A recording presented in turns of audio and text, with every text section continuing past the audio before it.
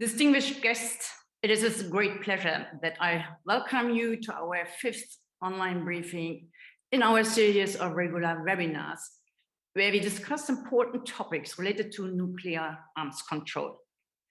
We are the multilateral dialogue of the Konrad Adenauer Foundation in Vienna and Atomic Reporters, our cooperation partner for this webinar series. Today, we would like to address the recently formed Australia-UK-US alliance, in which one element is to equip the Royal Australian Navy with US nuclear-powered attack submarines. As it was mentioned in the invitation for this briefing, the NPT and related IAEA nuclear safeguards contain a gray area and loophole allowing non-nuclear weapon states to exempt naval nuclear fuel and reactors from IAEA safeguards, which creates a gap in coverage and a loss of continuity of knowledge about large quantities of weapons-grade uranium in the naval nuclear fuel cycle. Therefore, their questions are, how will the IAEA deal with this matter? What are the implications for the NPT and strategic stability? These and related issues will be examined by our experts. I'm very glad to welcome our speakers, Rear Admiral John Gower, CBOB, Professor Sharon Spasoni, and Tariq Graf, who also will be moderating our seminar. Please allow me, therefore, to introduce Tariq. He will then introduce the other two experts. Tariq Graf was formerly head of verification and security policy coordination at the IAEA, the International Atomic Energy Agency. In 1987 until 1990, he was closely involved with analyzing the implications of Canadians' plans to acquire nuclear-powered submarines, on which he briefed Canada's Parliamentary Committee on National Defense and Foreign Affairs. He co-authored Aurora Papers 8 on the topic Opening Pandora's Box, Nuclear-Powered Submarines and the Spread of Nuclear Weapons, published in February 1988. In 2003, in the IAEA capacity, he briefed the Conference on Disarmament and on Nuclear-Powered Submarines and Safeguards. So you can see Tariq is an excellent expert on our today's subject. I will pass the floor to Tariq Graf. Dear Tariq, the floor is yours. Thank you very much, Claudia.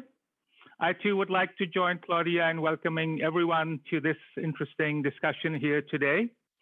This discussion is being recorded. We will put up the video recording on the websites of the Konrad Adenauer Foundation and Atomic Reporters in a day or so. The opinions and views that are expressed here are those of the speakers. In these forums, we do not advocate any particular position for or against. These forums are mainly to discuss at an expert level interesting issues pertaining to international security and strategic stability. To examine the various aspects of nuclear submarines, who will get them next, as already was mentioned by Claudia, we are very fortunate to have Rear Admiral John Gower and Sharon Spasoni.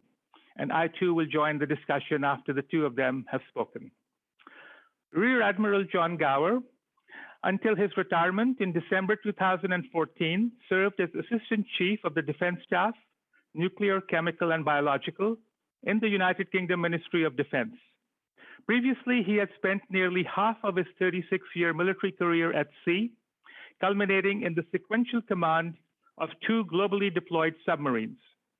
He spent 17 years in the Ministry of Defense dealing with the United Kingdom's nuclear weapon and counter CBRN policy and represented the UK in senior relevant NATO committees. In recognition of his meritorious service, the Sovereign of the United Kingdom bestowed on him the Companion of the Order of the Bath, CB, and the Order of the British Empire, OBE. John Gower is a consulting member of the International Institute of Strategic Studies in London and a senior advisor to the Council on Strategic Risks, through which he is involved in transatlantic efforts to reduce the risks of nuclear conflict, including an urgent need to limit and ban nuclear-armed cruise missiles. It is not often that we have someone with the seniority and experience of John to discuss in the public domain aspects relating to operations of nuclear navies and strategic stability. After him, we will have Sharon Spasoni. She is research professor at the Elliott School of International Affairs, George Washington University. She has held senior positions in nuclear non-proliferation and policy planning at the United States State Department, the U.S. Arms Control and Disarmament Agency, and the U.S. Congressional Research Service. Her research, writing, and policy making have focused on reducing risks from nuclear energy and weapons of mass destruction for 3 decades. She is on the Science and Security Board of the Bulletin of the Atomic Scientists, the Peer Center in Moscow, and the Center for Arms Control and Non-Proliferation. Sharon is known for her deep knowledge and understanding of international security matters before the US Congress and administration. I shall discuss matters pertaining to the issue of safeguarding naval nuclear fuel in the context of comprehensive safeguards agreements for non-nuclear weapon states, and also how this issue might be dealt with at the NPT review conference, which is scheduled to be held in New York in January. So with this introduction, may I now invite Rear Admiral John Gower to present his views to us. Thank you, Tariq. And this is one of the few times I've been online unable to see to whom I am speaking, not only in number, but also who they are. So I'm rather unnerved by that. I will slightly adjust or amplify a bit of what Tariq said about my background, because I think it's particularly relevant to this. Although 8 of my 17 years in the MOD were directly linked to countering weapons of mass destruction, including our own nuclear weapons policy, I did 3 years responsible for the acquisition of nuclear submarines and associated capabilities, which brought me very close to the 1958 Mutual Defense Agreement, which is germane to this discussion.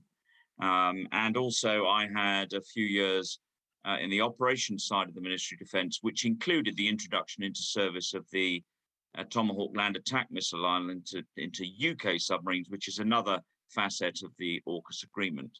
So I'm actually probably a little bit more prepared for this AUKUS agreement than even Tariq thought I was. What I wanted to talk about, however, here were to lay out from an SSN operator's perspective and a policymaker some of the issues that arise, and I'll touch on issues to do with fuel because you can't walk away from them.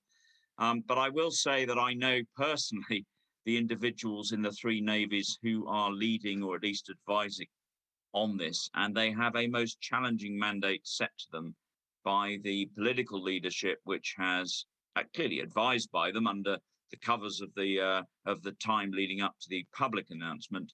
But they've set a very challenging task, and they've been set 2 years in which to do that. So one of the things we will do is speculate endlessly over the next 15 to 20 minutes between us.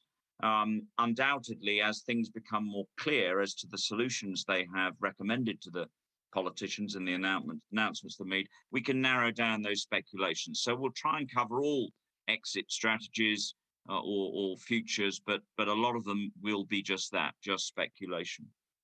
The first thing I wanted to cover, because it is important in understanding the AUKUS agreement, and I agree with most of those, and I am sure that many of you will not agree with all of them, is the positives for the security in the region that at least the 3 nations involved and many of their allies see in the AUKUS agreement.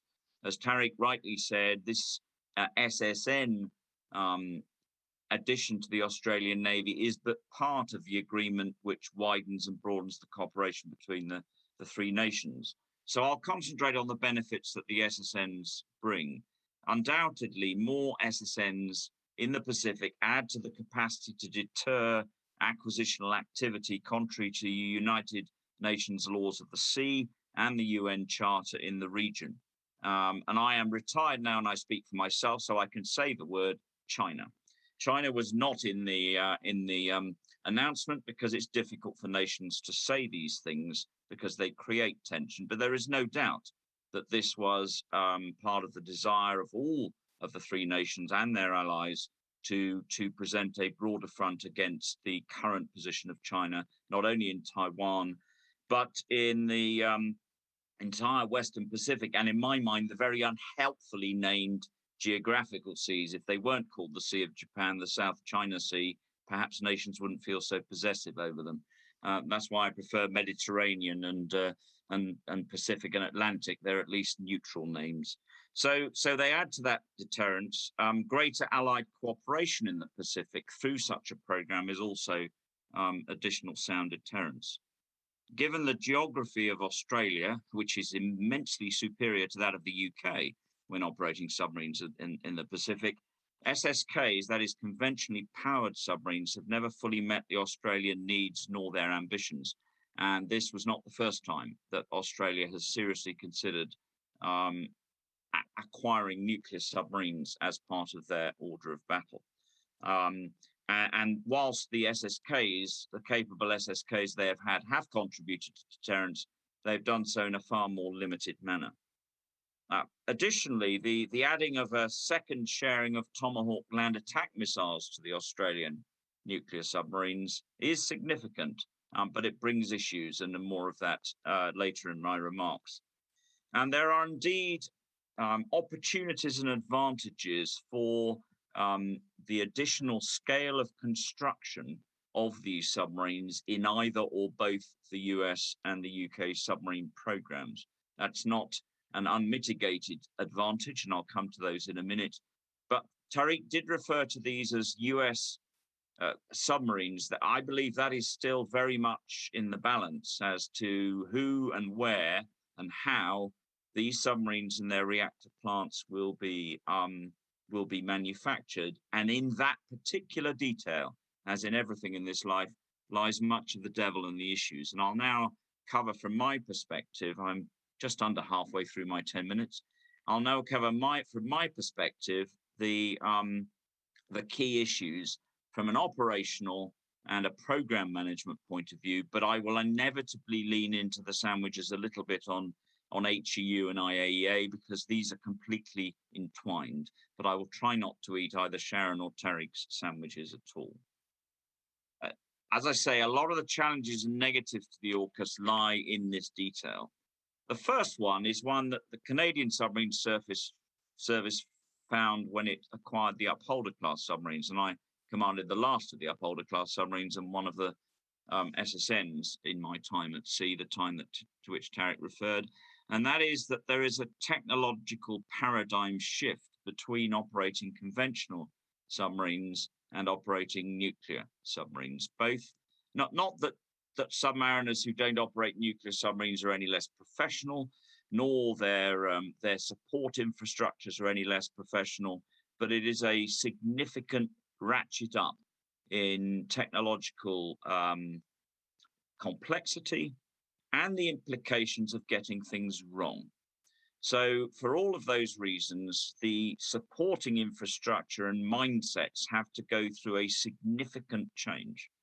And significant change of that nature is challenging. And it's particularly challenging when you start off from a small baseline. Both the United States and the United Kingdom's nuclear submarine capability started way back when navies were much larger, when the pool of manpower was much larger, and if I may say, when the political and ideological conditions in those countries were much more indifferent to what governments got up to. And so they were able to introduce these programs in a manner that now would be subject to much more scrutiny, much more challenge, and much more cost. And all of that will affect this program because it's not only being done in a single environment politically, it's being done across the board with three nations at least. And as we shall discover, I'm sure, a whole raft of international bodies and non-involved countries wanting to scrutinize and have oversight.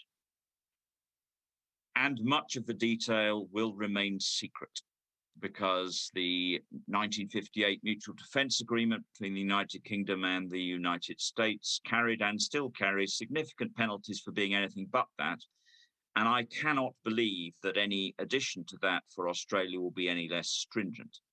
which is why I will go into no more detail, since I'd like to continue to be invited to these sort of things and not spend the rest of my life sewing mailbags in Pentonville. The second issue I'll raise is training and manpower preparations. Any change of class of ship or submarine requires you to bulge your manpower, and I use that across the genders, in order to be able to run the ones you've got, to prepare for the ones you're going to get, and then to run the ones you're getting. That requires more manpower than you would have in steady state, and you need to find it from somewhere, you need to train it, you need to prepare it.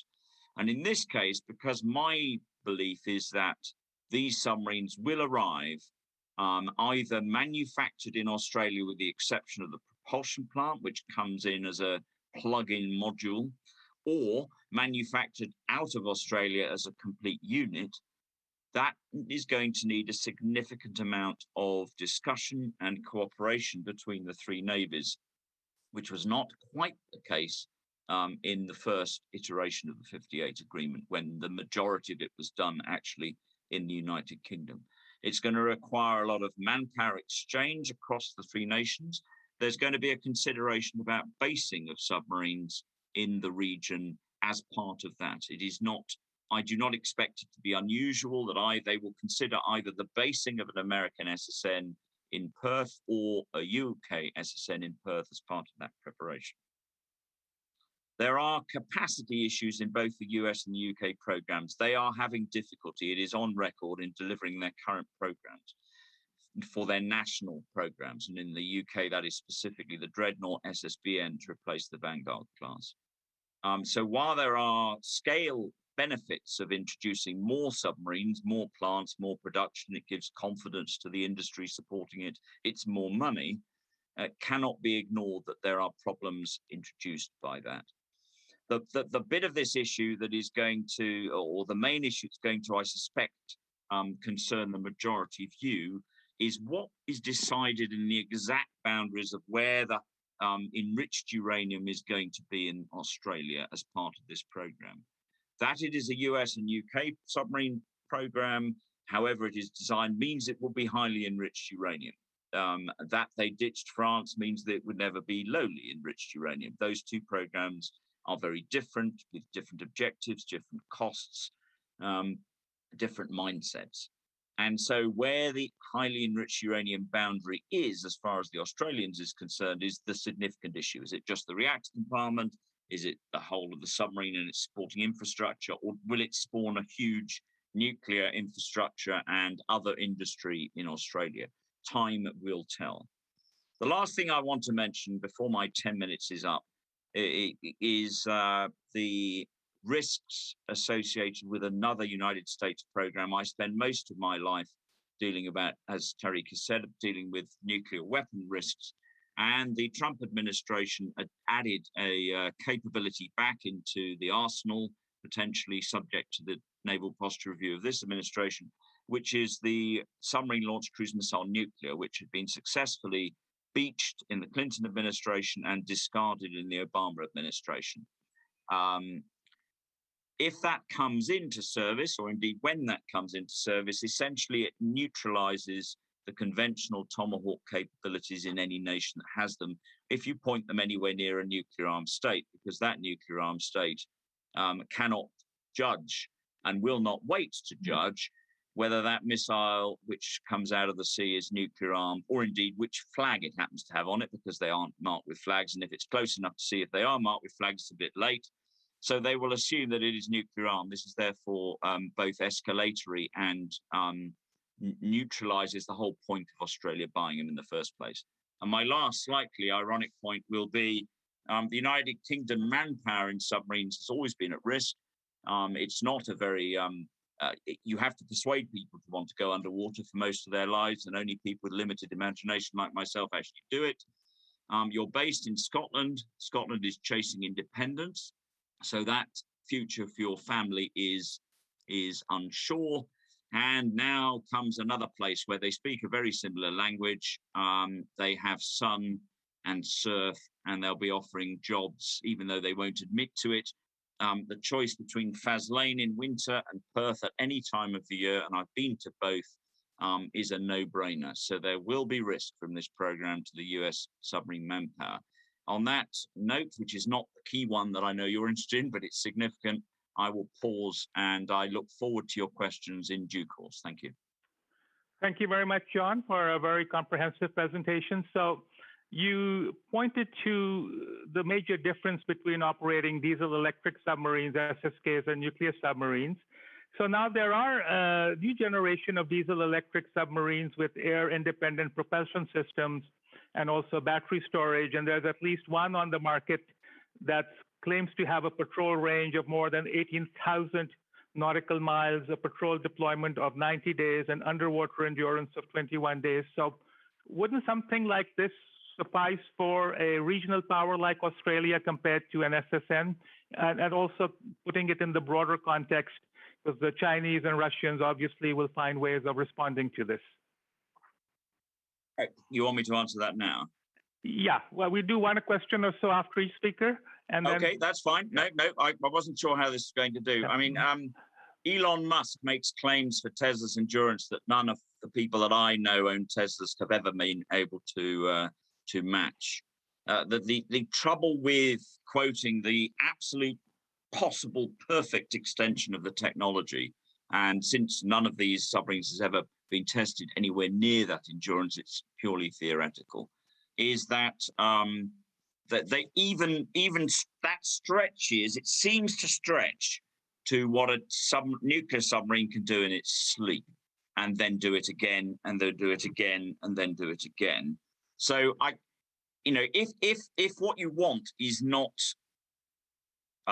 what an SSN brings, but you want a better SSK, then what is claimed for artificial for AIP, air independent, yeah, air independent propulsion. Sorry, I beg your pardon. I've got AI in my head from a whole load of other things I've been writing.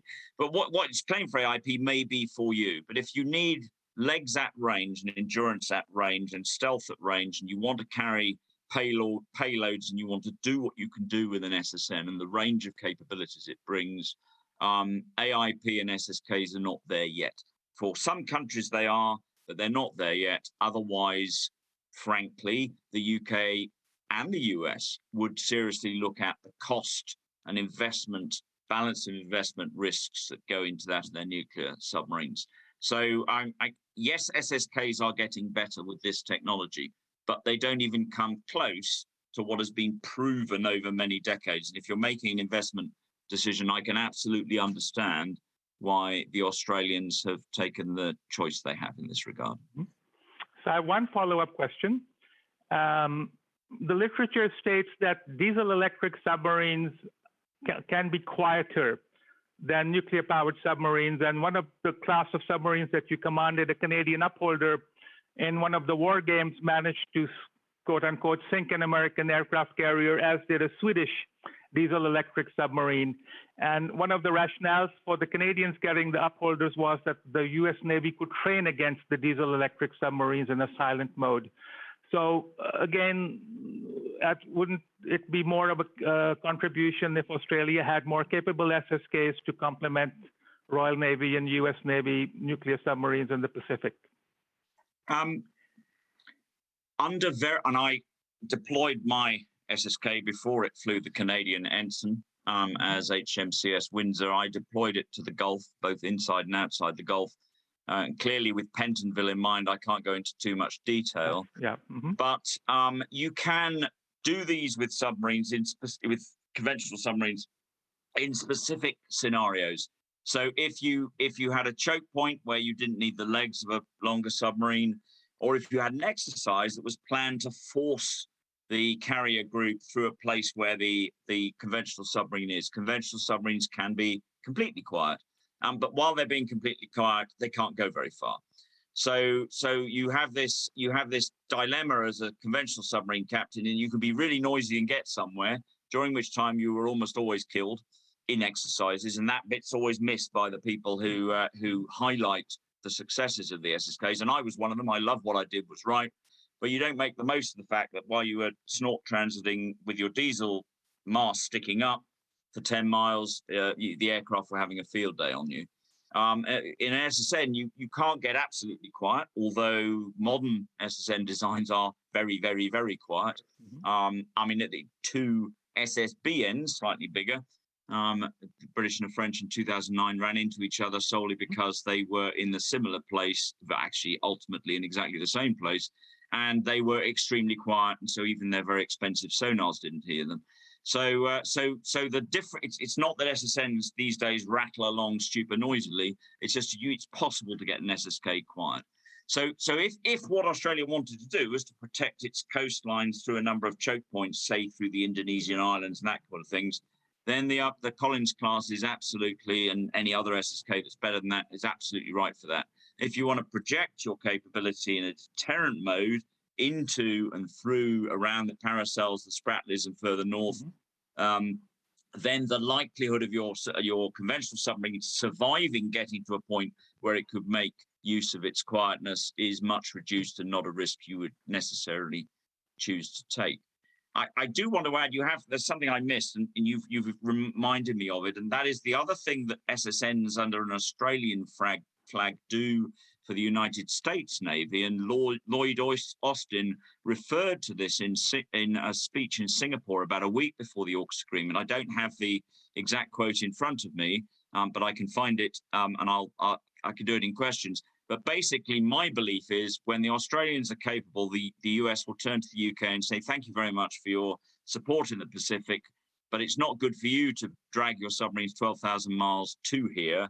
What we'd like you to do is to take up some of the SSN billets we hold currently in the Atlantic and the Mediterranean and backfill what we do there so that we've got more SSNs for the Pacific, because it doesn't make sense. So whilst my beloved Prime Minister might be hailing this as a continuation of the East of Suez, I think what the pragmatic solution will be that this becomes an Australian-US SSN cooperation in the Pacific, allowed for and improved by the UK remaining more Eurocentric and perhaps Gulf Mediterranean in its SSN deployment. But that's my speculation. Thank you. So no sunshine for Royal Navy in Perth? No, not anymore. Sharon, okay. Sharon, over to you, please. Well, thank you so much, Tariq, and also to the Konrad Adenauer Stiftung and Atomic Reporters. It's a pleasure to be here. I have some slides, which I will share now. Can everybody see them? Okay, great. So I'm going to talk about some of the U.S. objectives and process, because there's a lot of misinformation out there. And some of that is simply because, as Admiral Gower mentioned, we don't really know the specifics because they haven't been decided. But here's what I'm going to talk about. I will delve a little bit into kind of the scope, history, and process, and then talk about some of the challenges and opportunities as we step back and look at the non-proliferation context. I'm going to try and not say much about safeguards, Tariq, except to the extent where our nuclear cooperation agreements have certain requirements. And so the White House, this is what the White House said this deal was about, building stronger partnerships, deepening cooperation, and also gave these reasons for why you would want nuclear-powered submarines. We can debate, and actually we've had a little discussion already about nuclear versus diesel electric. What the White House didn't say, of course, was signaling to China. And there's a certain element of prestige, and that always factors into some of the more complicated issues related to nuclear weapons and nuclear cooperation.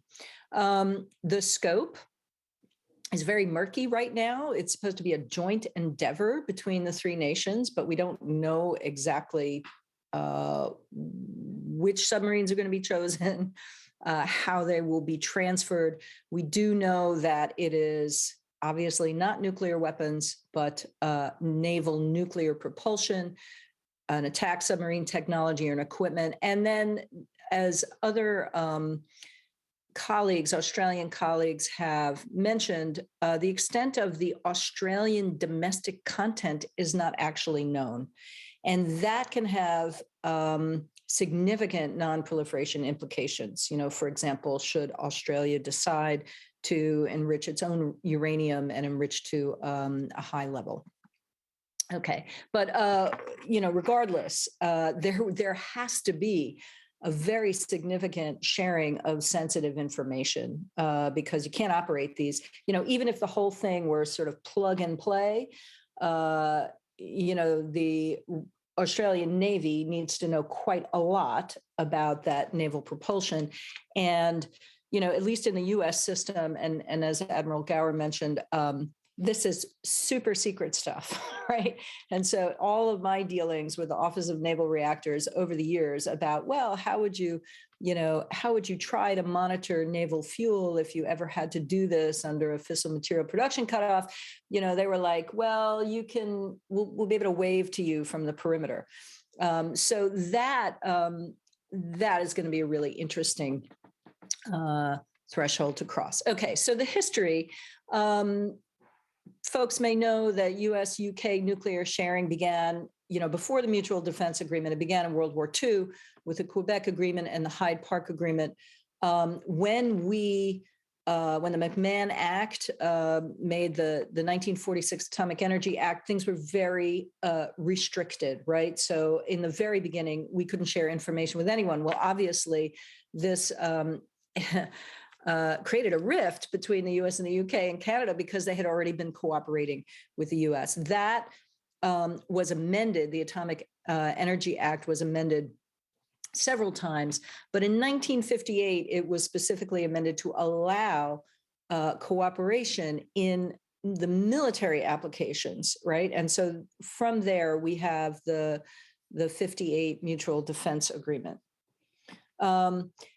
Just so you know, we can't really cover this in the amount of time, but a few of the articles are pertinent. I mean, all of them are pertinent, but the Article 2 on information exchange is really quite interesting, right? It's a development of defense plans, training of personnel, particularly in using and defending against nuclear weapons.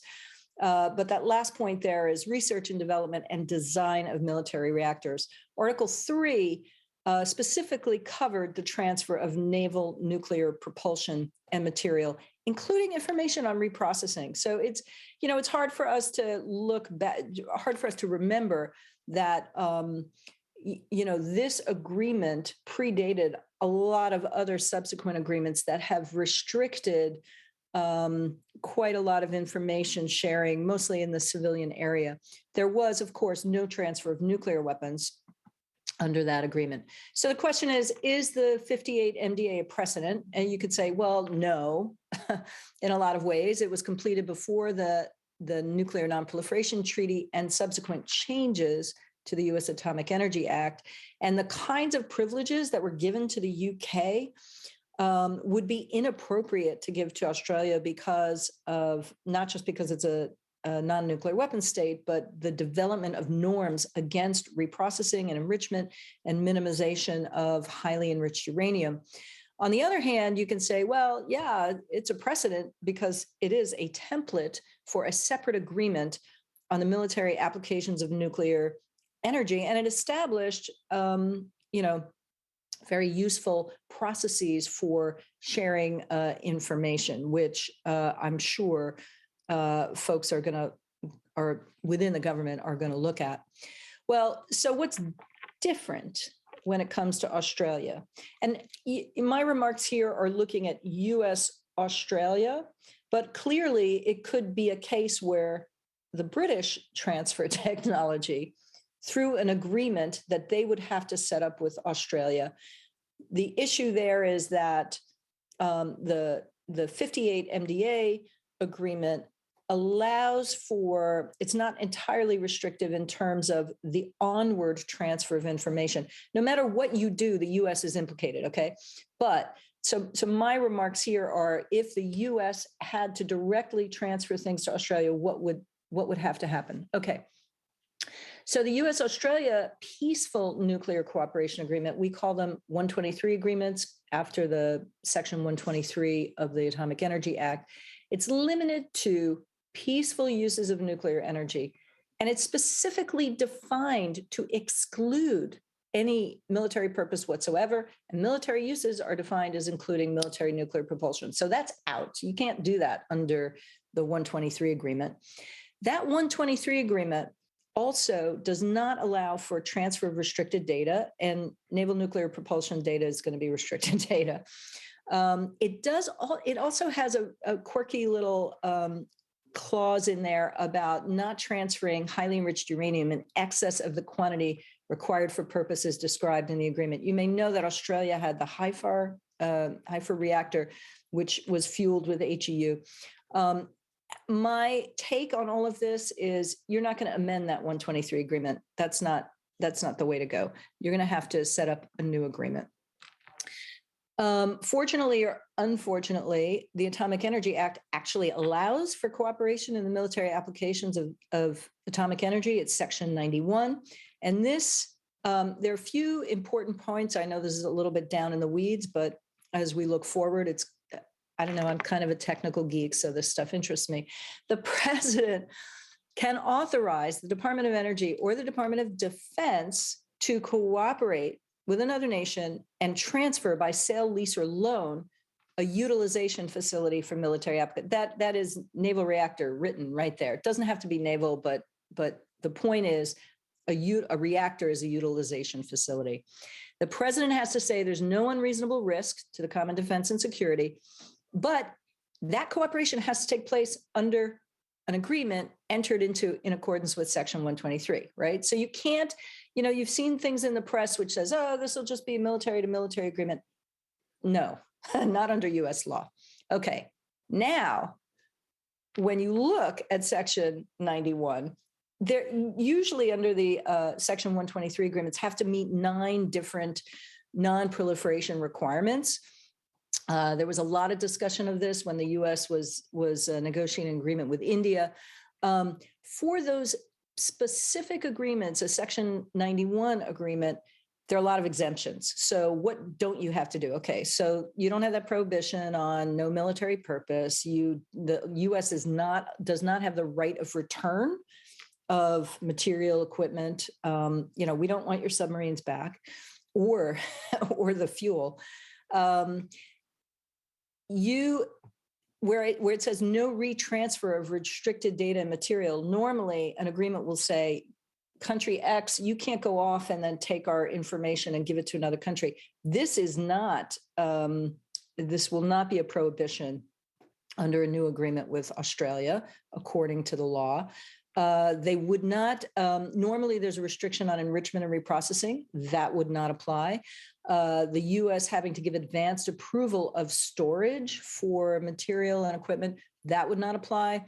And then normally US agreements say, all right, anything you produce in the context of this cooperation has to be subject to all of our non-proliferation requirements. That also would be exempt. So what does that leave us with? Well, there has to be safeguards as set forth in the agreement of cooperation, and Tariq will talk a little bit about this. And for non-nuclear weapon states, which Australia is one, IAEA safeguards on all material and peaceful uses, which would cover the material until it is withdrawn from safeguards for those military non-explosive purposes. There also needs to be a physical protection guarantee. So what you see is all the non-proliferation requirements have kind of been whittled down. The approval process is a little different too. And this is what concerns me as a former State Department official. In all of this, the State Department is not the lead. It's going to be the Department of Energy or the Department of Defense. What do we know about at least the Department of Defense? They don't have the same staff and training, and they haven't been the lead for nuclear cooperation agreements in the past. So that concerns me a little bit. In the congressional approval process, there's an additional step, and that is not only does it have to be shared with the Foreign Relations Committee, but also the Armed Services Committee. I don't see this as a particular hurdle. It's just, one of those things. And it's possible for Congress to say, hey, we're not thrilled about this agreement. We're going to adopt a joint resolution saying we don't favor it. But that is inconceivable to me, given, US, UK, and Australian foreign, alliances. But there are two differences, and there is no requirement for any of the domestic agencies to assess whether the safeguards and controls are adequate, and there's no requirement to keep Congress informed of progress. And this is kind of a green light to sort of move ahead without a whole lot of scrutiny. All right, so what are the challenges overall, and then some of the opportunities? Well, obviously, geopolitical challenges. We've already seen some countries, especially China, piping up and saying, we're uncomfortable with this. There are internal and logistical challenges in the US government. There's, I think Tariq in some of his writings has said, this was, grand geopolitical initiative that wasn't vetted very well throughout the US government. I think that's accurate. What the non-proliferation folks got was an 18-month time frame to iron out some of the details. But honestly, for such a complex agreement, 18 months is too short. It's too short to fix any of the non-proliferation shortcomings. And of course, in my view, the State Department will be busy parrying questions about the safeguardability of all of this, which is not the biggest non-proliferation problem. And this Atomic Energy Act, as I've just mentioned, has pretty much written the State Department out of the lead. Admiral Gower has talked about some of the supply chain issues. It's not just for submarines, but also for highly enriched uranium. Our time is too short to talk about, the exact numbers for that. But the last thing we want to do is promote further or renewed production of HEU. That would be a bad thing for non-proliferation and disarmament. For non-proliferation issues, enrichment, reprocessing, and stockpiling fissile material are technically allowed under the NPT, and naval nuclear programs provide, a cover for those activities that are impervious to the ways in which we used to combat the spread of enrichment and reprocessing, which was basically, if it's not really economically justifiable, you really shouldn't be doing this. The naval nuclear programs lie outside of decades of efforts to dissuade the spread of those dual-use technologies. I would say that HEU-fueled attack submarines are the worst outcome for proliferation concerns compared to LEU-fueled submarines or diesel electric. But as we've already heard, there are specific reasons why you would want to choose a nuclear-powered submarine. The U.S.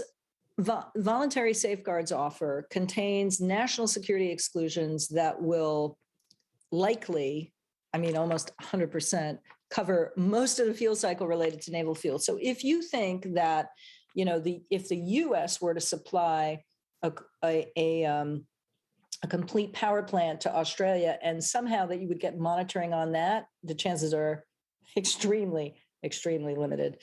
And finally, this whole approach of exceptional deals for exceptional allies begs the question of, and the title of this, seminar, who's next, right? How can Japan and South Korea say, well, aren't we exceptional allies also? Shouldn't we get the same deal? In terms of opportunities, and this is my last slide, we've heard from US officials that, the AUKUS deal, it's a one-off, right? It's exceptional, it's unique, so that's what we're, and I think that's what we have told allies who have already asked about this. But I think that's a mistake, because I think we need to look at laying the groundwork for the future. And part of the things that concern me are we need to reinforce the norm of minimizing highly enriched uranium where possible. In the context of nuclear security summits, we said, well, this is, in the civilian sector. Well, why not in the naval sector, right? I mean, the US and the UK have HEU fueled submarines. The Chinese do not, the French do not. We're hoping the Brazilians will not.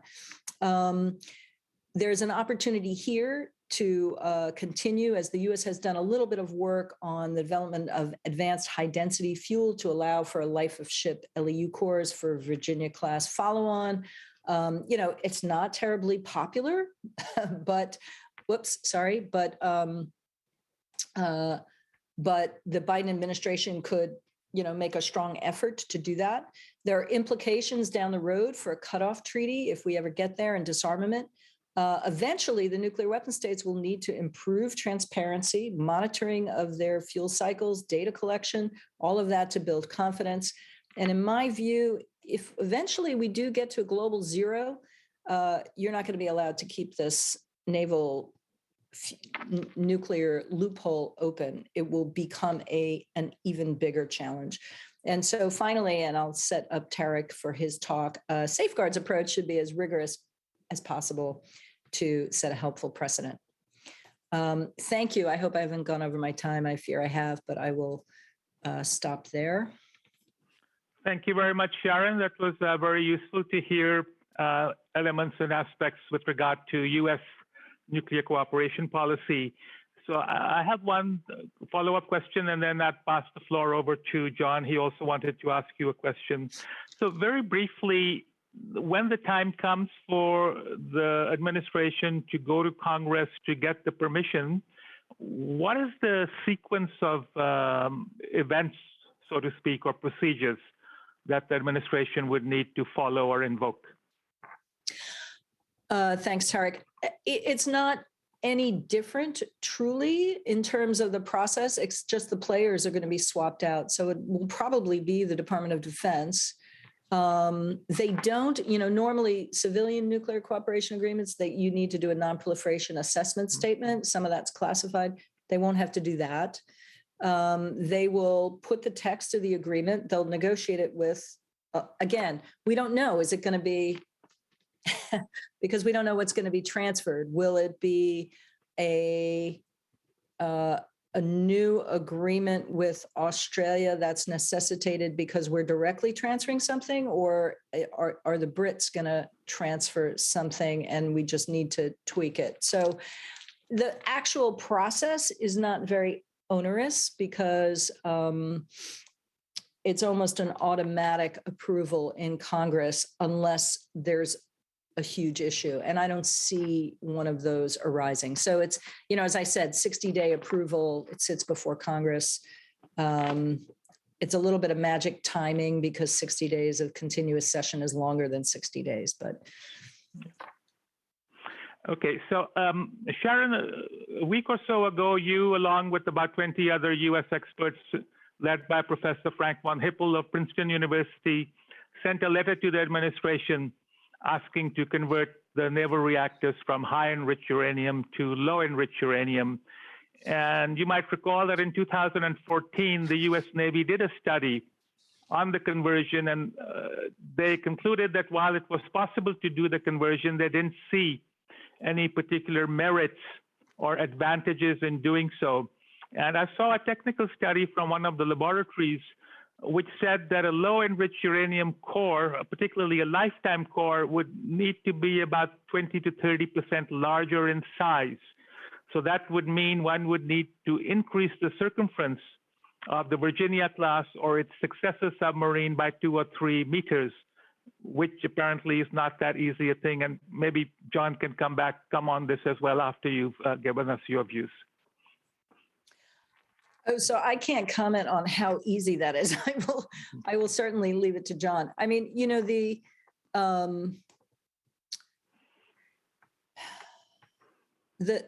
U.S. nuclear Navy is legendary in its ability to do things its way. And what it has done has been incredibly impressive over the years, right? I mean, it was a driver for early technical choices in, for the light water reactor, right? But, unless it's being forced to do something and change its ways, it sees no real reason to do it. So that,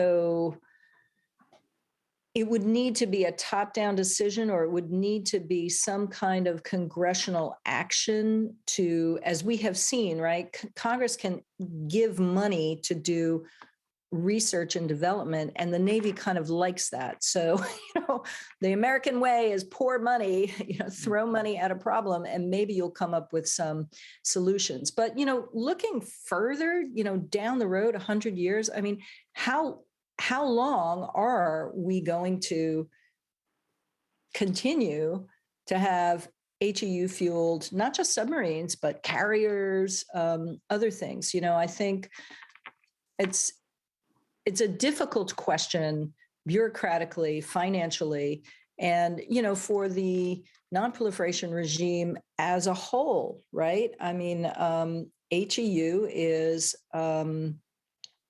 it's weapons grade. As a matter of fact, those naval reactors are beyond weapons grade. It's higher. But John, can you talk about the implications of making the Virginia class follow-on wider or bigger? Please, John. Yeah, I'll talk around the subject and come to that in a moment if I will. I mean, it's the same issue with nuclear weapons as you step onto a roundabout. And that roundabout is a very expensive roundabout, and it's got a lot of very shiny rides on it. And the costs of getting off the roundabout, fiscal costs of getting off the roundabout in any direction are huge. And so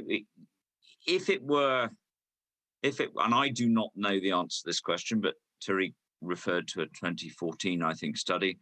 If it were possible to deliver the same performance for an LEU reactor and the same through-life cost for an LEU reactor, and the latter is the one that challenges me, because France has to refuel its submarines, which is an intensely expensive process for two reasons. Firstly, it's a lot of money to actually do it, and secondly, you have to have enough submarines or as relaxed a operational program that allows you to take submarines out to do this for a couple of years every couple of years.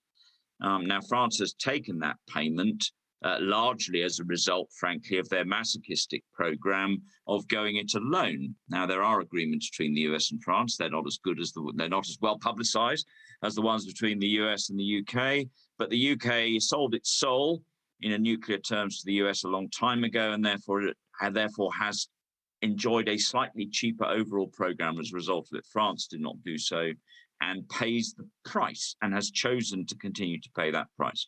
So LEU is more expensive. So if you want to go down that route, it's going to be, as Sharon says, it's going to have to be a political decision up front with a lot of more money, and you're going to have to decommission and remove. So that kind of non-proliferation and risk reduction that an LEU reactor will deliver, if you could persuade the national security people that it could deliver the same benefits, comes with a significant cost.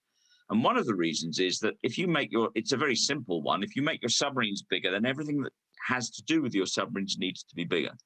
From the things that push them in and out of the dock, to the sizes of the docks themselves. Now, these are not inconsequential costs. And when you add all of these up, then the economic benefit of status quo is very difficult to overturn. And the only thing that would overturn it is a very, very strong moral case for going down a different route. And I think it's fair to say, and it's not just pointing this at the United States, that moral cases don't have a terribly good track record when it comes to diverting a nation and its military capability from their path. I think the Ottawa Mine Convention is possibly the only one that you could perhaps point to as a significant moral case that has removed things. So I'm not saying it's impossible, but I think the hurdles in front of it are immensely significant. If I could just segue from that into, Sharon, I just wanted to clarify, in one of your slides, you listed through the that there would be exemptions against a certain number of requirements that would otherwise have to be present. And the way I listened to you, you were sort of saying that none of these requirements would then hold. And I'm not sure I agree with that. So for instance, the right of return, the fact you used the phrase, we don't want it back. Well, I can't think of a agreement with the Australia where neither the US or the UK took back the HEU for reprocessing or took back it for maintenance. I find it really difficult to come up with their answer being something that wasn't, we're going to build you a reactor. If it has a really big problem, we'll take it back to the garage and sort it, because the political and infrastructure challenges of putting that capability in Australia are too big. And at the end of the day, we'll take your reactor back and we'll reprocess it for you. Because again, the option. And the second one is, I mean, there were others, but the second one is, I can't believe that there won't be a stricture on Australia, as there is on the UK under the 58 agreement, not to pass things on. So I think I would see your slide as those absolute restrictions are lifted, but most of them will be incorporated in a slightly different way, in my view, in the agreement. And I wouldn't want any of the viewers of this to feel that this was not only an opening of Pandora's box, but a shoving of all those things into the air. I may have misunderstood what you were saying. No, I don't think you did misunderstand. I think you're absolutely correct. My guess is that those restrictions could be written into, it's just not a requirement under the US law. But certainly, if I were the US, from both sides, the US and Australia, yeah, I'd want to send the fuel back somewhere. I wouldn't want to, and I wouldn't necessarily want the ability to reprocess that fuel. But that's not to say, I mean, my guess is that certain countries would look at some of those lifting of those restrictions and say, oh, that's very interesting. That, under this kind of cooperation agreement, there isn't an absolute ban on, enrichment and reprocessing. I mean, that's sloppy language on my point, but on my part, but, for example, you need, US advance approval for enrichment and reprocessing. It's a slightly different kind of agreement. What I was going to ask you was, you made the point about, I think what we need to remember in terms of Australia, they're starting from scratch, right? So if it were a 1 meter wider submarine, they don't have the costs of rejiggering all their infrastructure the way that the US and the UK would. So I'm not saying that's a reason to go down this very complicated path. I also, yes, I did sign that letter with some of my colleagues. It's kind of a Hail Mary pass, which is, you guys really should think about, LEU fueled options for this deal, since you decided to do this deal. It's just raising these issues, but with probably little probability that they'll be taken up. I will, if you don't mind, Terry, just come back on that. I think the only way that you will have an LEU fueled Australian platform from the UK and US is if they go first to LEU fueling. I think the chances of, frankly, the national regulators in the UK and the US passing a plant design that was untried and untested in either of those countries to Australia is zero. And so, that to say you can, all your expertise, all your design experience, all your accident prevention experience, your operating knowledge is based on these HEU platforms. Oh, and by the way, I'm asking you to build something you've never built before and give it to a submarine operating nation that's never operated nuclear submarines before. I mean, for a start, that's mad. and for a second, you'd never be allowed to do it for the regulators. So I see why you wrote it, but actually, I think the subtext of what you wrote is UK, US, you should be doing LEU. But the bottom line is, while the UK and the US are the suppliers of this, they will be HEU submarines because, and it's certainly in the time scale, nothing else is possible. So I think that as a line of discourse is intellectually interesting, but practically impossible for the AUKUS agreement. I agree.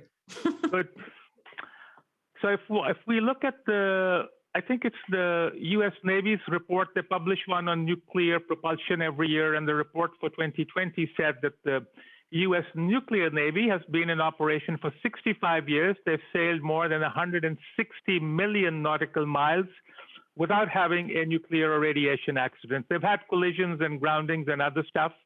So they're very proud of their safety record for nuclear propulsion.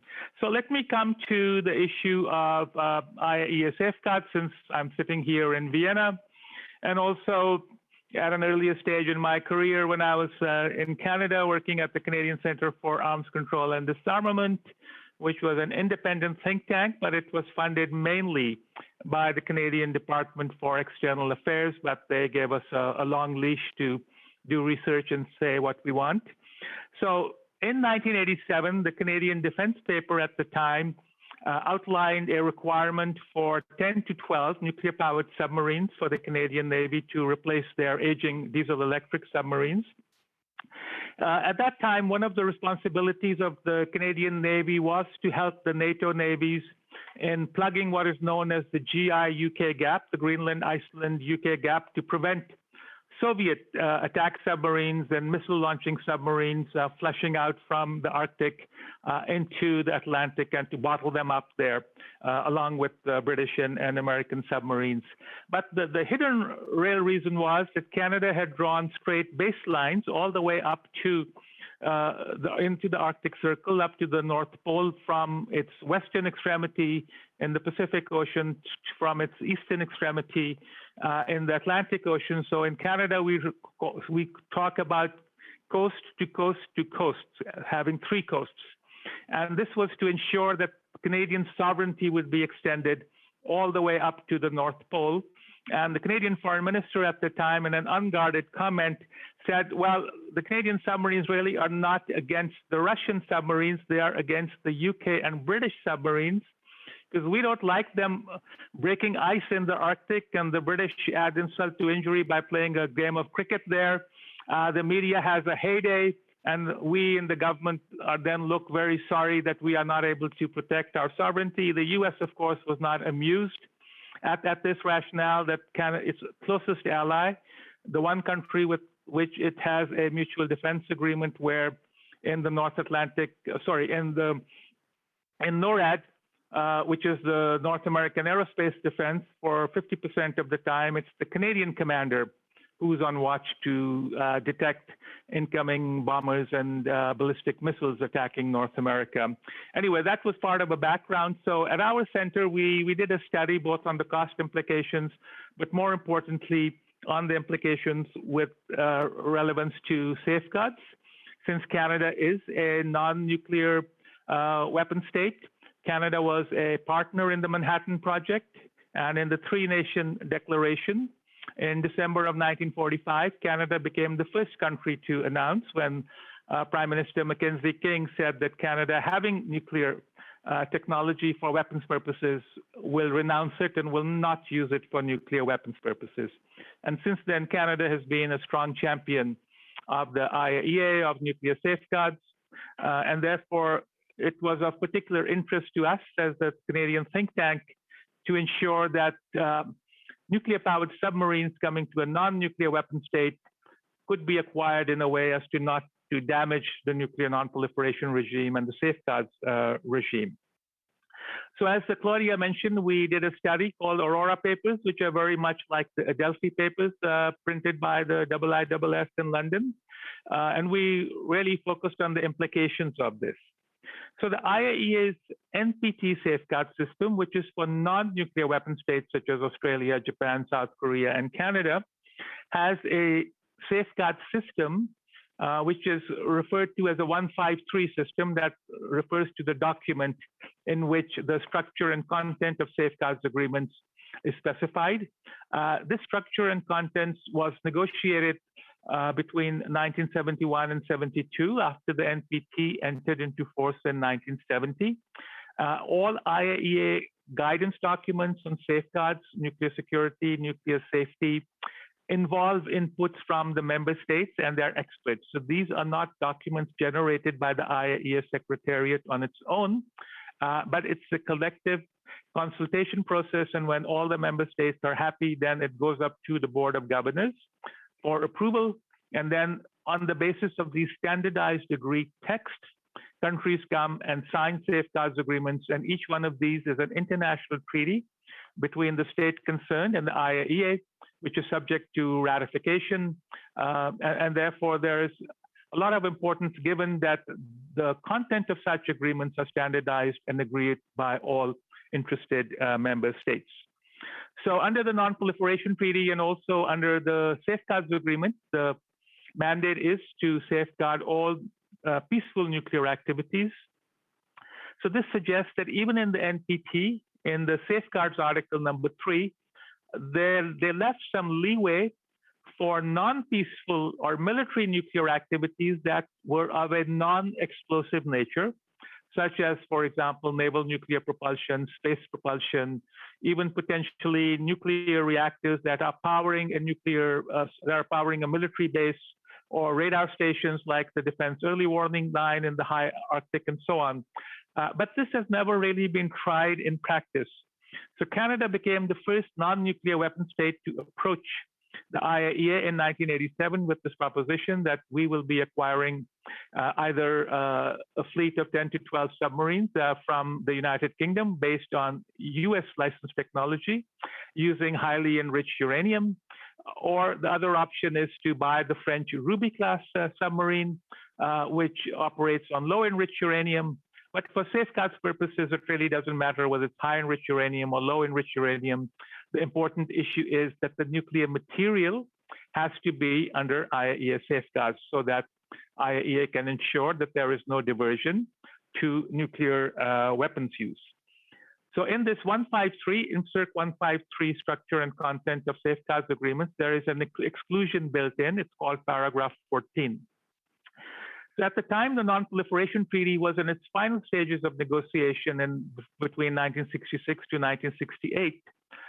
President Kennedy, or not President Kennedy, but actually the US came up with this idea of a multilateral force where it was envisaged that American submarines and ships would have multinational crews drawn from NATO countries.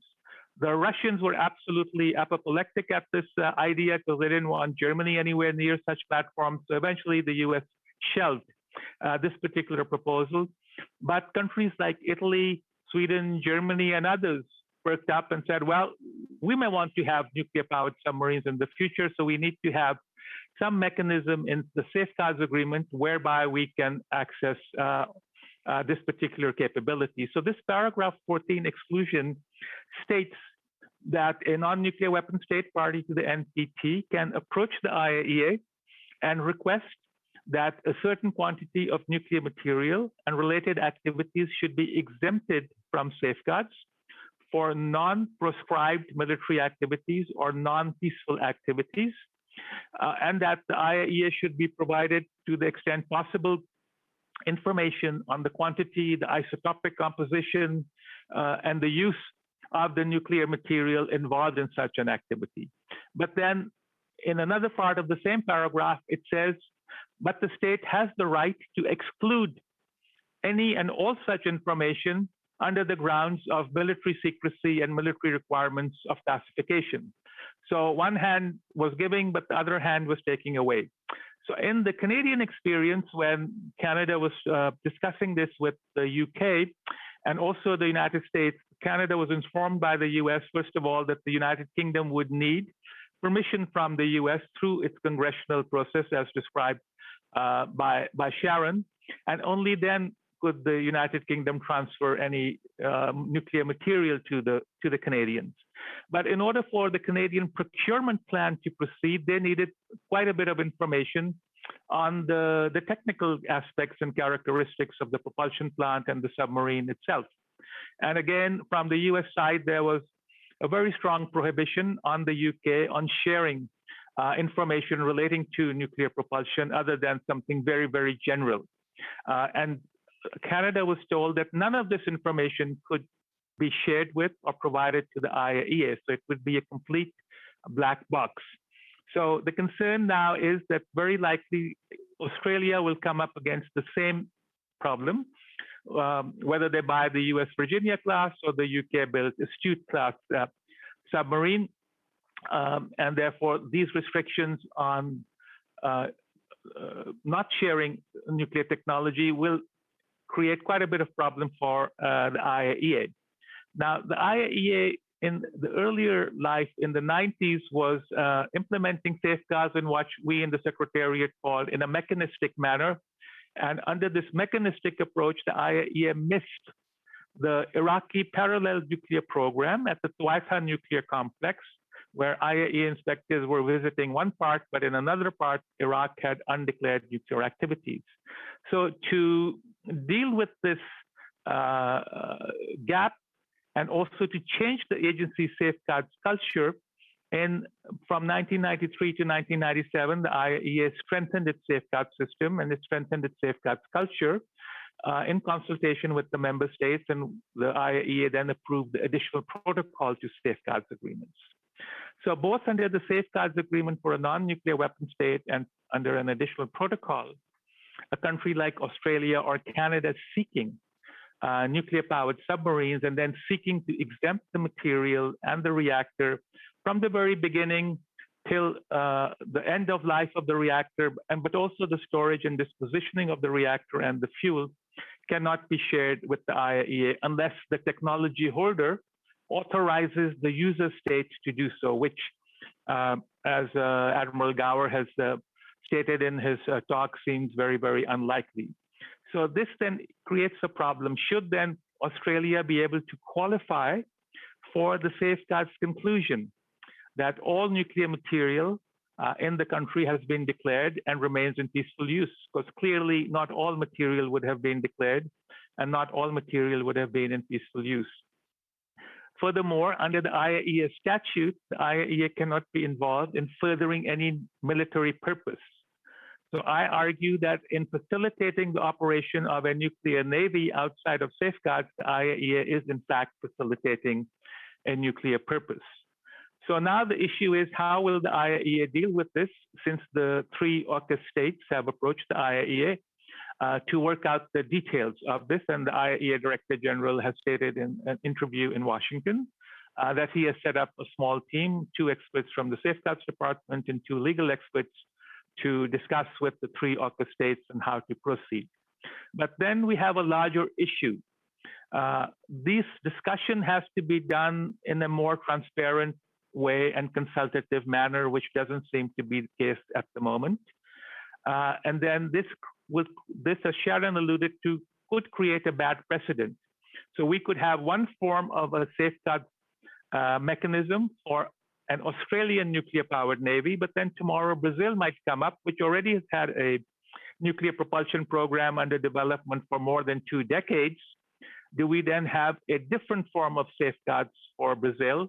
Iran is claiming that its 60% enrichment could be used for naval use. And then again, to what Sharon pointed out, exceptional arrangements for exceptional allies. What about South Korea, Japan? They feel equally threatened by the buildup of China and Chinese naval operations in the Pacific. So this is this issue of a slippery slope. And that is why the argument is that there needs to be a broad-based discussion on which there can be a general agreement on how to deal with safeguarding or excluding nuclear material in the naval fuel cycle from safeguards. Finally, nuclear submarine proliferation, unfortunately, has occurred. The Soviet Union leased a Charlie-class nuclear-powered submarine to India, and then they leased a second one Both of these were on 10-year leases. They were returned. Then they contracted for a third lease in 2019. Apparently, that submarine caught fire, is under repairs, and will come to India in a year or so. But one of the commanders of one of the Russian leased submarines has stated for the record that the Indian crew had complete access to the entire boat.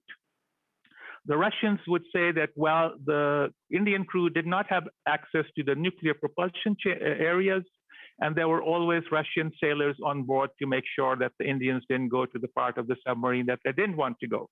But this commander, Commodore Kumar, in his book said at most there were only 7 Russian sailors on board, and we had complete access. And now many people believe that the Indian nuclear-powered submarine, they made a ballistic missile submarine called the Arihant, is based on a design copied from the Russian propulsion unit and perhaps also received Russian help. So India, being not a member of the NPT, doesn't have any requirement for safeguards, whereas Australia or other non-nuclear weapon states do. So this is an important challenge facing us. And that was one of the reasons why we convened this discussion, to have these 3 different points of view, one from a naval officer who has commanded these submarines, one from a policy expert from the US, and then a view from Vienna. So with that, we will go to our Q&A, but if John or Sharon had any questions for me, I'd be happy to take them now. All I'll say, Terry, because I think that the remark that I made earlier about until we know a little bit more about the shape of intention here, the breadth of challenges facing the safeguarding regime is not known. I did, if I may, because it relates to some of the things you said, I just wanted before questions, because you referred to it in the tail end of your discussion. And one of the things in the paper which I co-authored with the APLN, and Tanya Ogilvie-White was my expert that I worked with, but expert in the areas most overlapping with yours. We did cover the copycat risk of this particular activity, because although, as you rightly put out, there are concerns that the Arihant was largely, essentially, an AUKUS lookalike. That wasn't a publicly admitted thing by either of those states. But the AUKUS would allow, or it would be very difficult in the open forum of political and international discussion, for the US to complain if Russia chose to do a similar thing with AUKUS with another state as yet unidentified, or indeed stepped in to perhaps accelerate or improve what is currently going on in Brazil. So I think the sort of setting aside all of the issues directly related to safeguarding, the proliferation of nuclear submarine capability, this is both an example of it and perhaps an enabler of it, and that's part of the challenges that it brings to the international order. Yes, but I would still point out that India, Pakistan, Israel, not being party to the NPT, fall in a different category, whereas Canada, Australia, South Korea, Japan are obligated under the NPT and the safeguards agreement to have safeguards. So I have some questions. So let me read you a question from Paul Ingram from Emergent Change in the UK. Can we and members of the NPT be confident that the highly enriched uranium black box propulsion system that will be supplied to Australia will guarantee no diversion? And if so, is this a legitimate response to the dangers often claimed to threaten the non-proliferation regime? And I'll read a couple more, and then the two of you can answer them. Another question is, how does the Australia deal affect relations with France and DCNS for future deals? And also, how will BAE, which is the UK naval constructor, British Aerospace Enterprises, I think, and others, can perform better than DCNS and not have shipping delays or production delays and cost overruns? from a former colleague of mine at the IAEA, Christoph Karl. This is to John. To what extent would Australian crews need to be trained to deal with any nuclear propulsion-related incidents at sea? And how onerous in terms of time, notably, would such training take? And then another one from Christoph is that, and I think this is probably for Sharon, he's quoting Henry Sokolsky that HEU fuel for Australian subs is actually preferable to low-enriched uranium because it requires infrequent refueling or perhaps none at all. He finds that this is unconvincing, but he would like your reactions to it. And then finally, another one from Paul Ingram. I have heard that the recommendations that AUKUS should involve LEU, but given the US and UK have no experience of LEU naval propulsion and no plan to introduce it for their next generation of nuclear propulsion plants, is there not zero chance that AUKUS involves LEU? I think John already answered this. Ironically, if the French had been allowed to trade nuclear reactors in the first place, there would have been a better chance to use LEU. Over to you, Sharon and John. Tariq, can you repeat Paul Ingram's first question about, I think it was about guaranteeing there was no diversion of HEU fresh fuel, or? Well, he didn't I can specify. Perhaps, well, perhaps if I answer what I think the answer to the question is, Sharon would then be able to help me. Paul, I can't see you, but it's good to see you again as we meet so often in these matters. As I've said earlier, I can't conceive that the HEU will arrive in Australia in any other form than embedded in the core plates of a fully constructed reactor. My belief, and that's born from the expense of removing it in reprocessing and the difficulties in doing so, that once you have highly enriched uranium, that is the most secure place on Earth to have it. Whether it's in a pit of a bomb or in storage under safeguards or post-reprocessing what's left of it in a storage facility, all of those are suboptimal. So the safest place for diversion is actually embedded in the core rods of a reactor. It is inconceivable, once that is the case, that such diversion could be achieved by any nefarious means, and it is almost unimaginable that the processes required to do it by government-approved means would not be immediately obvious to everyone on the planet. So I think that literally it's hard to be certain in anything in any other process, but I would say that provided they arrive in Australia in a completed reactor design, there is zero diversion risk from my perspective. Right. I think I would add, what you often hear is, sorry about my dogs. There's no real concern about, Australia either in terms of Australia diverting the fresh fuel. But the issue is for another country, say Iran or South Korea, that chooses to have an enrichment capability, right? At what point do they say that this information is of national security, is, for example, the actual enrichment of, at the plant, for example, our naval reactors would say, well, you can't know the enrichment of the fuel.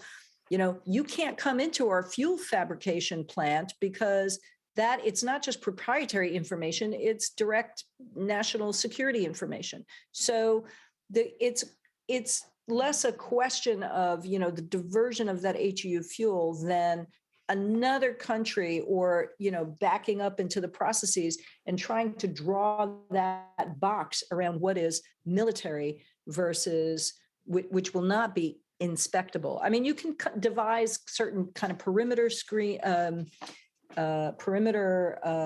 monitoring schemes, But I would agree overall with John that, you know, once you have it in fuel and it's in discrete, you know, countable things, it's a much easier problem. So I can answer the other questions that were aimed at me, yes. Tariq, if you want me to roll Please. through them. Yes, please do. How will BAE perform better than DCNS in delays, overruns? Well, the UK National Audit Office is full of references to BAE delays and cost overruns in every project they manage. I don't think it's endemic to DCNS. I don't think it's endemic to BAE.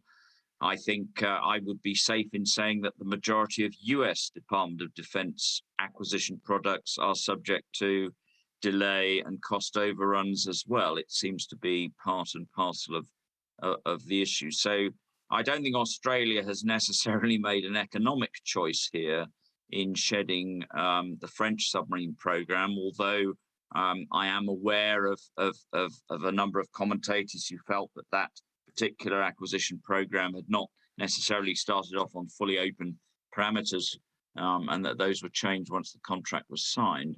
So I don't think there's a lily white France hurt by AUKUS or that AUKUS is solving contractual delay issues. They will come, and we have indicated some of the stresses that exist in both the US and UK nuclear acquisition programs for submarines that will have downstream effects on any program to AUKUS. AUKUS is joining the queue in some ways of capability, which is limited in both its capacity and its personnel to deliver the current national programs. So if Australia thinks it's going to go to the front of the line because of the AUKUS deal, I think it's going to have a bit of a rude awakening.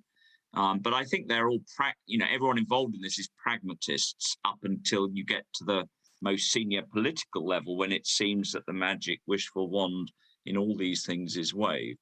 So I don't think it will be a surprise to anyone charged with making this work that be it neither BAE nor Electric Boat nor any other of the contractors in Rolls-Royce in Derby or the contractors run by the DOE and the naval reactors, I don't think there's any illusion that they have issues and problems in their own programs, and these will be reflected in AUKUS. That's part of what you sign up to. And the second question I think that was aimed at me, well, there were two of them. One is, to what extent do Australian crews need to be trained to react to nuclear crises? Well, if these submarines are to be exclusively Australian personnel manned, which is probably exactly where Australia is at the moment, but I couldn't say necessarily that has been decided, but I think it's the most likely, then the answer to that question is they need to be trained in every possible contingency to the level that the UK and US current reactor operators are trained. Because once you are in control of a live reactor plant at sea, you are unlikely to have the time or the means to go back to the manufacturer and ask a question under crisis about how to operate it or how to manage it. And in any sense, I don't know what licensing authority in Australia is going to have oversight over this training. Clearly, both the UK and the US with their civil programs have a nuclear regulator in place, which, as I am not exactly sure of the nature of the DOE's regulator and how it steps into the naval nuclear system. But in the UK, the national civilian regulator has oversight of large areas of the naval nuclear program, and that includes the training and capability and capacity of its operators. I cannot conceive that Australia politically would allow a system that was less strong than that in terms of national oversight of its of those people who are operating reactors that they would flash up. Sorry to use that phrase. It's the colloquial phrase. They would start the reactor from its dormant state to its operating state and shut it back down to its dormant state, which is a regular cycle when you're operating nuclear submarines. They would do that within the confines of the submarine base, which is not a million miles away, in fact, quite close to human beings going about their business in that city. So that capability needs to be trained in, and that is not something that is done swiftly. The officers in charge of reactors in both navies spend several years at postgraduate level courses about the design and operation of the reactor. They then have exceptionally rigorous training and examination on plants at sea, and they are subject to regular re-examination and requalification, both in simulators and at sea or in harbour with plants. That training and examination and certification process is inherent in the licenses to operate these plants within national waters, which of course also includes the licenses to operate when you go out of national waters. So this is not, there is no alternative, I believe, for Australia's Navy in setting up all of those processes. Now, they may be assisted, certainly need to be assisted in the early days of any program by the US and or the UK, and there may indeed be a continuing involvement in that as part of the program. But this is part and parcel of the additional technological and manpower paradigm shift to which I referred in my opening remarks, in that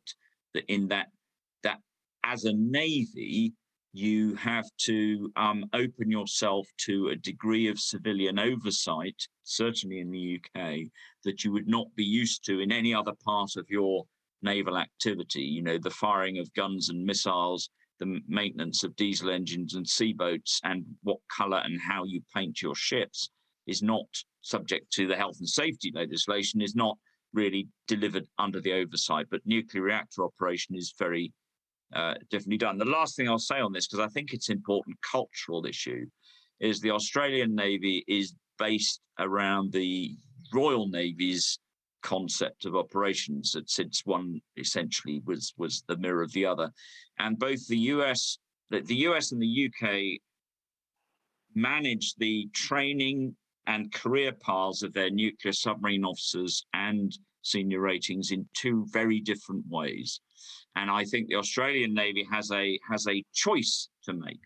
The UK maintains its commanding stream, the one in which I was in, separate from its reactor stream. So while I had to do extensive courses and training and qualification in the management of the team that runs the reactor, I did not have to myself qualify as a reactor operator. That is not the case in the US submarine force, where this largely comes from one man, the idiosyncratic Admiral Rickover, who stated in the tablets of stone that he cast as Moses of the nuclear propulsion program, and which, as Sharon said, have resisted any change, and no reason to, perhaps, but from the US perspective, in order to be the captain of a nuclear submarine, you have to have done a job as the engineer officer of a nuclear submarine in charge of the reactors and have that whole training thing. So Australia, part of the problem is perhaps too strong a word, but part of the challenge that Australia faces is that it will be presented with two very different models about how the personnel process of running reactors is done. So in answer to your question, a lot of training completely in terms of doing it, and the added fun will be that they'll have a US model and a UK model which are radically different in their construct. Not in the end state, in that both lay the same claims that Tarek talked about many decades of operation without a reactor-related accident. Yeah, I think that answers the questions that are aimed at me, unless I've missed them, Tarek. I was scribbling them down, but I didn't. No, I think that's fine. So I'd like to add a couple more things which were in my talk, but I didn't mention. And I think this is building from what John was saying. I think the Australians will soon have a reality check because the US Navy's own requirement is to build 2 Virginia-class submarines and 1 ballistic missile submarine per year. And so it's very unlikely that they will fit in an Australian submarine in there. And you already mentioned the priority for the Royal Navy for the successors to the Trident boats, the Dreadnought class. But also with regard to fuel, some years ago, the United States set aside 160 metric tons of HEU for naval nuclear propulsion. And this is composed of 93% HEU from HEU production from historical inventory and 97.3 HEU coming out of dismantled nuclear warheads. And this is sufficient for 50 or 60 years of the US Navy's requirements. And again, I doubt that they will dip into this stockpile to give 8 submarines fuel worth a couple of tons to Australia. The figure that I found for the UK, and I will not ask John to corroborate it, I don't want him to go anywhere other than his house and live happily, is 7.2 metric tons. So I doubt whether the British would have spare capacity. So this raises an interesting question. Australia is a leader in laser enrichment. They invented a process called SILEX, which is laser excitation. But the joint project with the UK went bust, so they brought SILEX back to to Australia. Under current Australian law, they are prohibited from doing enrichment, but the government could amend the law, and then SILEX could produce highly enriched uranium. And there already is a classified study done at the IAEA with the SILEX team to assess the non-proliferation risks. And in one of my talks, I have asked the IAEA to declassify this study so that others can also benefit from it. Now, in an earlier exchange, and it's very ironic that it was actually in 1978 that Australia wrote to the then IAEA Director General Sigvard Eklund. And they went down the list of requirements of this paragraph 14 exclusion.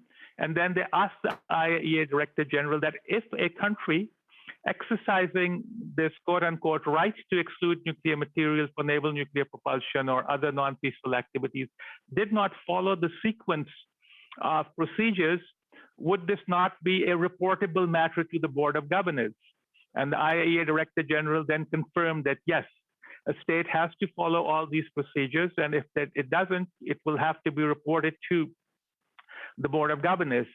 But there is some discussion whether or not an AUKUS type exclusionary agreement for safeguards needs to be brought to the Board of Governors for its approval or not, and whether one can extend the exclusion all the way to the beginning of the fuel cycle, that is enrichment.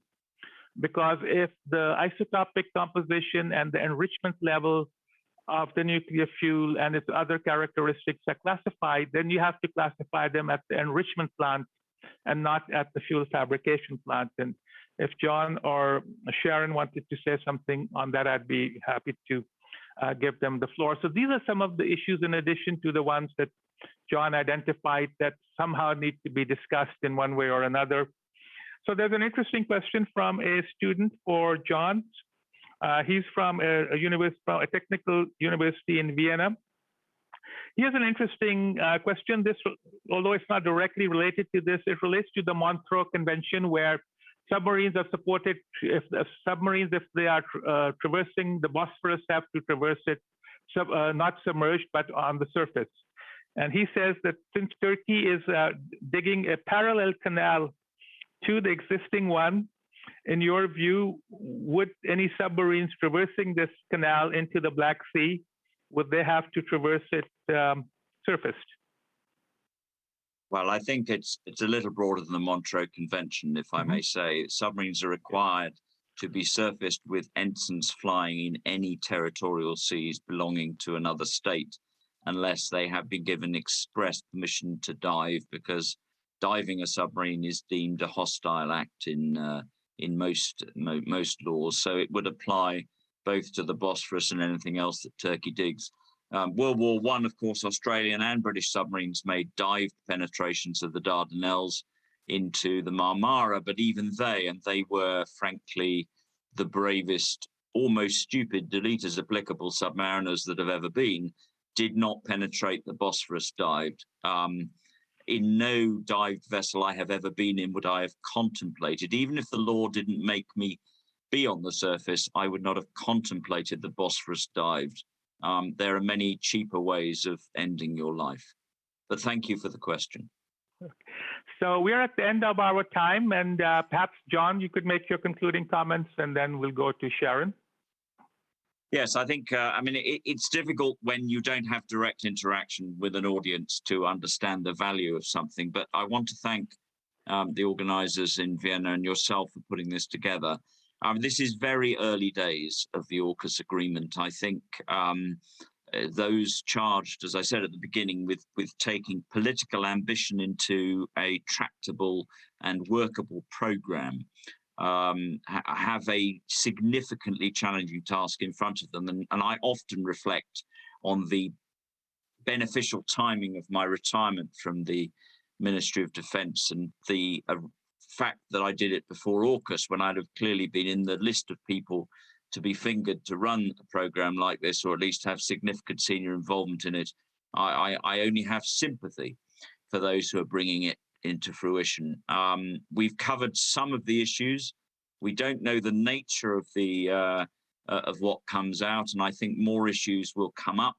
And I will be keeping a close eye on this, and I'm sure others will too. And I welcome the opportunity to reconnect with those who continue to have an interest once we have a little bit more definition. But I hope this has been useful, and I've enjoyed myself. Thank you. Thank you very much, John. Sharon? Well, thanks again, Tariq, for moderating this panel, and to the Konrad Adenauer Stiftung. Just one point on your last question about SILEX. I think if Australia is looking for capability anytime soon, that is not an option that it ought to pursue. That would take quite a bit of time. But the bigger question is, we know that there are political, geopolitical, defense advantages to this deal. But if it results in the spread of enrichment technology to additional countries, in my view, that's a non-proliferation loss. And I think that we do need to step back and look at some of the longer term implications. And I think we're only just beginning to sort that out. And so I would add my support to Admiral Gower's suggestion that we reconvene when we know more about this deal, and hopefully influence it in a positive direction. Thank you. Thank you. So for my part, in sitting here in Vienna, working on IAEA-related issues, sometimes we tend to be like frogs at the bottom of a well. We only can see the bottom of the well and not over the lip, but it's still important. So there are important issues to consider, regardless of how the AUKUS agreement pans out in terms of its supply of naval nuclear technology to Australia. There are still some basic issues concerning how to deal with this definition of what is the exclusion for a non-proscribed military activity. Will there be a buy-in from other member states so that we have a uniform understanding of this, and that we do not have a patchwork of exclusions, because that would basically destroy the safeguard system of the IAEA that we have spent decades in building. With regard to my comment about laser enrichment in Australia, SILEX, Australia is a party to the Hexapartite Safeguards Project, which involved the 3 Euratom countries enriching, Netherlands, Germany, the United Kingdom, Japan, Australia, and the US. And this was to ensure that none of these 6 enriching countries got a commercial advantage, and that they had to face an equal burden of safeguards. So it would again be an interesting question, were Australia to do its own enrichment, whether there would be implications for the Hexapartite Treaty. I already alluded to the statute. So this is a little bit like a very big onion with many, many layers to peel. So for my part, I would like to thank both John and Sharon for providing us these very useful perspectives. We will make sure that this video is made available to the IAEA member states, so it would help them in their discussion, because many of the diplomats here are not well versed in many of the technical issues that we touched upon here today. So thank you again, and let me pass it back to Claudia Crawford of the Konrad Adenauer Stiftung. Yeah, thank you, Tarek. It is really up to me to say thank you, and I would like to do it on behalf of Atomic Reporter and the Konrad Adenauer Foundation, as we are very happy about this cooperation. And really a very, very big thanks to Rear Admiral John Gower, Sharon Spasoni, and also to you, Tarek, for this very, very interesting insight into, in my point of view, very specific but also complex topic. And I think it is a good idea to have a follow-up at a later stage. I also would like to thank our audience from around the world for the stimulating questions and for your interest to follow us for so long time. We have seen, as in the past online briefings, how essential it is to provide a platform for dialogue, to share experience, and also to learn from each other. Atomic Reporter and Konrad Adenauer Foundation, we will continue with these online briefings in the upcoming year. You will hear from us in time. Until then, all the best. I wish you a pleasant end of the working day. Thank all of you, and goodbye. Thank you.